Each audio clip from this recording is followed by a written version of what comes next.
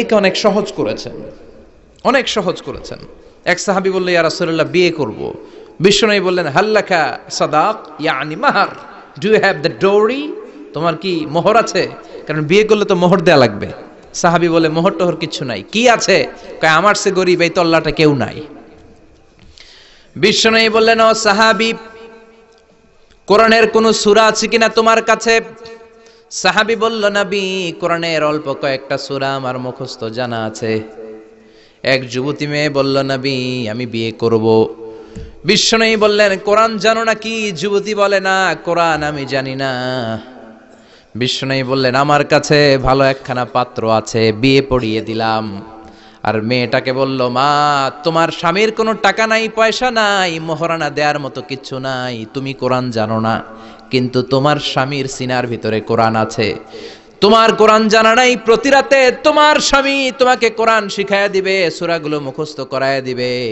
তোমাকে যে তোমার স্বামী কোরআন শিখায়া দিবে, এটাই হলো রে মা তোর বিয়ের মোহর। স্বামী তোমার টিচার, সে তোমাকে কোরআন শিখায় দিবে, এটা তোমার বিয়ের মোহর। সহজ হয়ে গেল না? কথা বলেন। সবচেয়ে বরকতময় বিয়ে ওই বিয়ে যেই বিয়েতে খরচ কম। শুনতেছেন? হ্যাঁ, আমলের নিয়তে শুনেন। চেঞ্জ লাগবে, পরিবর্তন আনতে হবে আমাদের। ওই বিয়েটা সবচেয়ে বরকতের বিয়ে যেই বিয়েতে মোহরানা কম, যেই বিয়েতে খরচ কম, যেই বিয়ের ভেতরে ধুমধাম কম। ওই বিয়েটারে বরকত দিয়ে পরিপূর্ণ করে দেয় কে? ফাতিমা রাদিয়াল্লাহু তাআলা আনহার সাথে সাইয়েদনা আলীর বিয়ে হলো।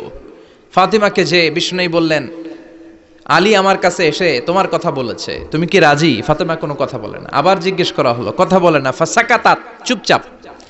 তিনবার বিশ্বনবী জিজ্ঞেস করলেন, তিনবারই চুপচাপ। আসুকুতু নিসফুর রিদা, মেয়েদের চুপ থাকা সম্মতির অর্ধেক। জোরে কোন ঠিক কিনা? কি লজ্জাবতী নারী, কিছু বলেই না। তার মানে বাবা যেটা ডিসাইড করবে ওইটাই। ফাতেমার সাথে সাইয়েদনা আলীর বিয়ে হয়ে গেল। সামান্য কিছু কাপড় পেয়েছেন, সামান্য কিছু দিরহাম পেয়েছেন, সামান্য কিছু মোহরানার বিনিময়ে বিশ্বনবীর কন্যা সাইয়্যিদাতু নিসাই আহলিল জান্নাহ, সব নারীদের সর্দারিনী, যে ফাতেমা জান্নাতের দরজার ভেতরে ধাক্কা না দিলে কোনো নারী জান্নাতে প্রবেশ করতে পারবে না। সামান্য কিছু মোহরানার বিনিময়ে বিয়ে হয়ে গিয়েছে। কোন সুবহানাল্লাহ। এজন্য বিয়েটারে সহজ করার দরকার আছে না নাই? রাজি আছেন তো? বিয়েটাকে